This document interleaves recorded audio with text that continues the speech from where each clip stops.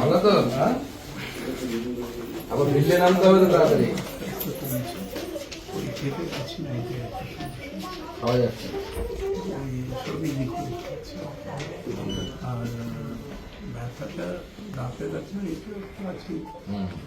মনে হচ্ছে মনে হচ্ছে পরিষ্কার এই চোখটা যেখানে কি চোখের ডাক্তার দেখেছে? হ্যাঁ, এখানে আসছেন উনি একজন, এখানে সোমনাথ বাবু আছেন এখানকার। সোমনাথ নাকি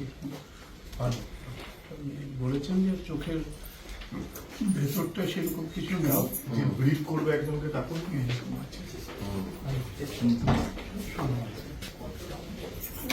নমস্কার। বিশ্রাম নিয়ে নেবেন, ঠিক আছে? প্রধানদা তাড়াতাড়ি সুস্থ হয়ে ফিল্ডে নামতে হবে। হ্যাঁ, সেশন শুরু হচ্ছে আগামী মাসের 24 তারিখ থেকে, তার আগে সুস্থ হয়ে যেতে হবে তো। আশা করি ততদিনে হয়ে যাবে। বাকি কম কথা